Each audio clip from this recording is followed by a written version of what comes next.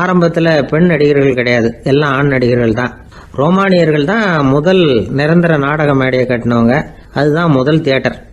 கிமு 1048 காலகட்டத்தில் பாம்பிங்கிற நகரத்தில் அதை கட்டியிருக்கிறாங்களாம்.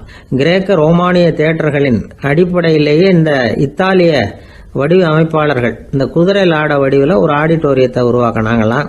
இப்படி அதை பற்றி நிறைய தகவல் இருக்குது. 1576 லண்டனில் இந்த வின்ஸ்பர்ரி, அப்புறம் இந்த பில்ட்ஸில், அப்புறம் ஜேம்ஸ் இப்படிங்கிற ஒரு முயற்சியால் தான் இங்கிலாந்தில் முதல் தியேட்டர் உருவாச்சான்.